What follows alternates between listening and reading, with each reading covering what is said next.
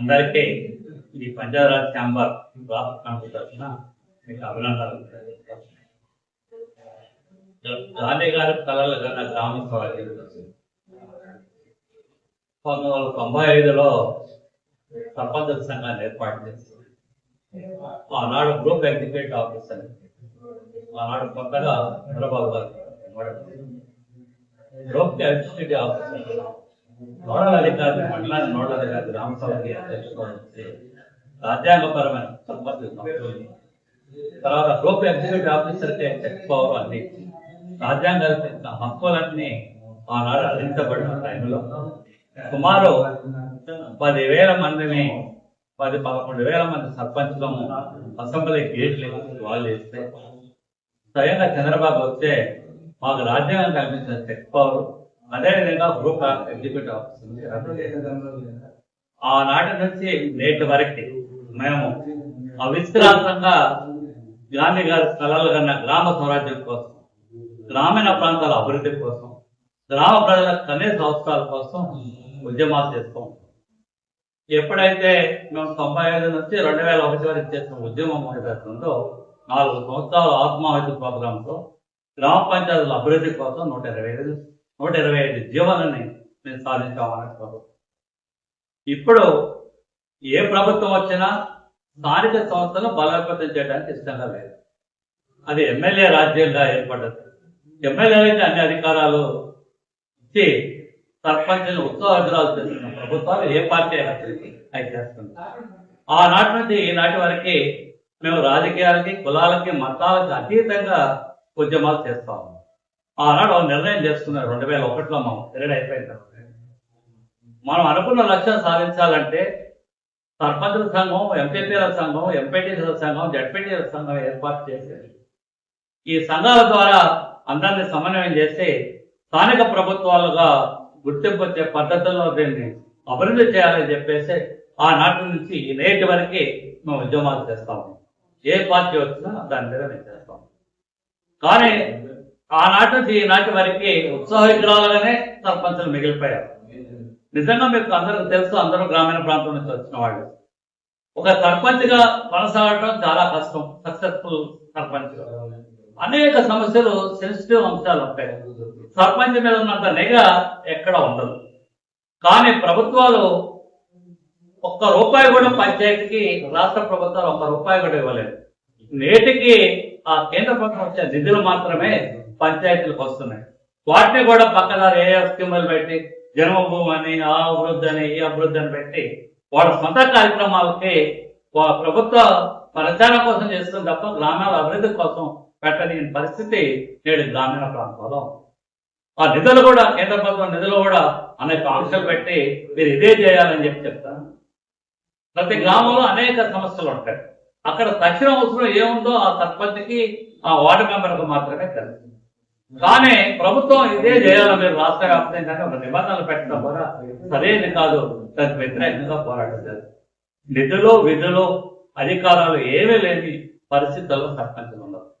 పోయిన ప్రభుత్వం ఉప సర్పంచులకు check power, joint check power.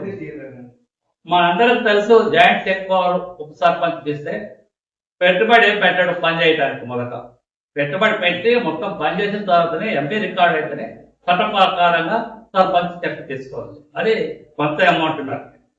కానీ ఉప సర్పంచ్ డబ్బు పెట్టాడు, ఏమి చేయడు. కనీసం చెక్ అంతా అయిపోయి వర్క్ అయిపోయి ఎంపీ రికార్డ్ అయిన తర్వాత చెక్ మీద సంతకం పెడతారు. ఇప్పుడున్న ప్రజలు సర్పంచ్ పరిస్థితి చెక్కు రాక వడ్డీలో తీసుకొచ్చి రిజర్వేషన్ 40%, 50% రిజర్వేషన్ ఉన్నాయి. అది గ్రామ కార్యదర్శి ప్రతి గ్రామానికి సచివాలయం మేము పోరాటం చేస్తే గ్రామ సెక్రటరీ, గ్రామ సెక్రటరీ కాబట్టి గ్రామ సెక్రటరీకి ఇస్తే తప్పకుండా ప్రభుత్వ శాఖలు ఏ శాఖలైనా సెక్రటరీలకే చెక్ పవర్ ఉంటుంది. ముఖ్యమంత్రులకు కూడా చెక్ పవర్ ఉండదు. పంచాయతీలో మాత్రమే సర్పంచ్ చెప్పండి, సెక్రటరీని పెట్టండి జాయింట్ చెక్ పవర్. గెలిచిన ఆయన ఒక పార్టీ సర్పంచ్, ఉప సర్పంచ్ వేరే ఆయన. ఆ ఊరంతా అభివృద్ధి చెందకుండా ప్రజలు అనేక ఇబ్బందులు పడుతున్నారు. కనీస అవసరాలు తీర్చలేని స్థితిలో ఈనాడు గ్రామీణ వ్యవస్థ, గ్రామ పరిపాలన. కాబట్టి ఉప సర్పంచ్ చెక్ పవర్ తెచ్చి సెక్రటరీకి మొత్తం ఈ ప్రభుత్వం వేల కోట్ల రూపాయలు తీసుకొస్తాం. కనీసం రాష్ట్ర ప్రభుత్వం రూపాయలు నిధులు ఇవ్వకుండా మైనర్ పంచాయతీల్లో అయితే కరెంట్ బిల్లు వచ్చిన 15th ఫైనాన్స్ 16th ఫైనాన్స్ డబ్బులు వచ్చి 10 లక్షలు 15 లక్షలు మాకు చెప్పకుండానే కరెంటు బిల్లుల్ని వాడు జమ చేసేస్తున్నారు.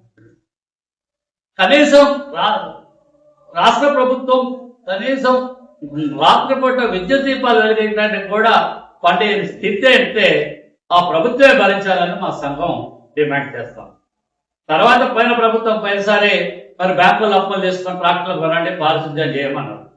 ఈ పారిశుద్ధ్యానికి 7-8 లక్షలు అప్పు చేసి బ్యాంకు నుంచి అప్పులు ఇప్పించారు. ఎవడైతే ట్రాక్టర్ కొనడో వాడి మీద మేము చర్య తీసుకుంటాం, వాడిని అనర్హుడుగా ప్రకటిస్తామని కలెక్టర్ ఆదేశిస్తాం. ఇప్పుడు ఈ వచ్చిన డబ్బులతో 14th 16th ఫైనాన్స్ తో ట్రాక్టర్ ఇన్స్టాల్మెంట్లు ఏం కట్టాలా, గ్రామ వర్గాలకు జీతాలు ఏమి ఇవ్వాలా, మేము ఏమి చేయాలా అనేది అర్థం కాని పరిస్థితుల్లో, గందరగోళం పరిస్థితుల్లో గ్రామీణ వ్యవస్థ ఉంది. వీటన్నిటి సమస్యల పరిష్కారం కోసం రాష్ట్ర వ్యాప్తంగా ఒక కమిటీని ఏర్పాటు సర్పంచాలి. ఆ సంఘం ద్వారా ప్రభుత్వం మీద ఒత్తిడి తీసుకొచ్చి దాని ద్వారా సమస్యలు పరిష్కరించుకోవడం కోసం రేపు 25వ తారీఖు 25/8/1926 తారీఖు నాడు కేఎల్సి క్లబ్ లో ఉమ్మడి రాష్ట్రాల సర్పంచుల చైతన్య సదస్సు పెట్టాం. దాంట్లో మాట్లాడడం బట్టి రాజకీయాలకి, కులాలకి, మతాలకి అతీతంగా సంఘాన్ని ఏర్పాటు చేసి తర్వాత అన్ని జిల్లాలు అయిపోయిన తర్వాత మేము రాష్ట్ర కమిటీని వేసి దాని ద్వారా ఉద్యమాల ద్వారా, పటిష్టమైన ఉద్యమాల ద్వారా మాత్రమే ఈ సమస్య గ్రామీణ ప్రాంత అభివృద్ధి కోసం తోడ్పాటు కోసం సంఘాన్ని ఏర్పాటు చేసి ప్రభుత్వం మీద ఒత్తిడి తీసుకొచ్చి మేము పనిచేయాలని చెప్పేసి సంకల్పంతో 95 నుంచి నేటి వరకు ఈ సంఘాలు ఏర్పాటు చేసి వాటిని పటిష్టం చేసి వాటిని చైతన్యం చేసి ఈ పంచాయతీరాజ్ ఛాంబర్ యొక్క ముఖ్య కర్తవ్యం అదే. మేము డైరెక్ట్గా యాక్ట్ చేయకపోయినా చైతన్యం చేసి సమస్యల మీద వాళ్ళని చైతన్యవంతులు చేసి ఉద్యమాల ద్వారా వాళ్ళని పటిష్టం చేసి ప్రభుత్వం మీద ఒత్తిడి తీసుకొచ్చి గ్రామ ప్రజల కనీస అవసరాలు తెలుసుకోవడం కోసం మేము కృషి చేయడం కోసం రేపు 25వ తారీఖు నాడు ఖమ్మంలో మీటింగ్ పెట్టాం. దయచేసి మేము అందరికీ లెటర్స్ పంపించాం, జిల్లాలో అందరికీ వాట్సాప్ మెసేజ్లు కూడా పంపించాం. మేము ప్రింట్ మీడియా, ఎలక్ట్రానిక్ మీడియా ద్వారా కూడా చెప్తే మీరు అందరూ కూడా గ్రామ ప్రాంత అభివృద్ధి కోసం మాకు సహకరించాలని చెప్పి పంచాయతీరాజ్ శాఖకి విజ్ఞప్తి చేస్తూ మేము అందరికీ ధన్యవాదాలు తెలియజేస్తాం. ఇప్పుడు అన్నగారు చెప్పినట్టుగా మేము సర్పంచులను 95 నుంచి పోరాటం చేసి పంచాయతీలు వాటి హక్కుల పరిరక్షణ కోసం పోరాటం చేస్తా ఉన్నాం. నా యొక్క ఉద్దేశం ఏంటంటే పంచాయతీ సర్పంచ్ ఎంతో ఒక ఆశతోటి సర్పంచ్ గా ఎన్నికవుతాడు, ఏదో చేయాలన్న తపన ఆరాటంతో వస్తాడు. కానీ అక్కడ ఉన్న పరిస్థితులు నిధులు లేక, విధులు లేక, అధికారాలు లేక నిర్వీర్యం కాకుండా ఉండటం కోసం తెలంగాణ పంచాయతీరాజ్ ఛాంబర్ అనే ఒకటి ఏర్పాటు చేసి ఎంపీటీసీల సంఘాలని, సర్పంచ్ సంఘాలని, జడ్పీటీసీ సంఘాలని, ఎంపీపీ సంఘాలని, జిల్లా పరిషత్ సంఘాలని, ఇట్లా స్థానిక సంస్థల అన్ని సంఘాలని ఒక ఛాంబర్ గా మేము తయారు చేసి ఎన్నికైన ఆ సంవత్సరం 5 ఏళ్ల పోరాటంతో వాటి హక్కులు, వాటి పరిరక్షణ కోసం మేము పోరాటం చేస్తా ఉన్నాం. మేము వాటిని సాధించడం కోసం 1994లో 73-74 రాజ్యాంగ సవరణ ద్వారా 243 G ఆర్టికల్ పొందుపరిచిన 11 అంశాలు, 11లో 29 అంశాలు ఏదైతే ఉన్నాయో విధులు, నిధులు, అధికారాలతో పాటు విద్య, రోడ్లు, చేపలు, నీరు, చిన్నకారు, సన్నకారు, గ్రామీణ విద్య, వైద్యం, ఎలక్ట్రిసిటీ ఇలా అనేక అంశాలు 29 పద్ధతులకు కేంద్ర ప్రభుత్వం చట్టం చేసి రాష్ట్ర ప్రభుత్వం నిధుల్లో నుంచి ప్రతి శాఖకు నేరుగా డబ్బులు చేరాలి అని చట్టం ఉన్న కేంద్రం చట్టం చేసి చేతులు దులుపుకుంది. ఏ రాష్ట్ర ప్రభుత్వం అమలు చేయడం లేదు. ఈ బాబు రాజేంద్ర ప్రసాద్ గారు నరేంద్రన్న ఆధ్వర్యంలో 95లో చేపట్టిన పోరాటం వల్ల 125 జీవోలు అమలై చెక్ పవర్ అనేది మేమే సాధించి జైలుకి పోయి తీసుకురావడం జరిగింది. కొంత అభివృద్ధి జరుగుతుందంటే సంఘం ప్రశ్నిస్తేనే అవుతుందనేది మా ఉద్దేశం.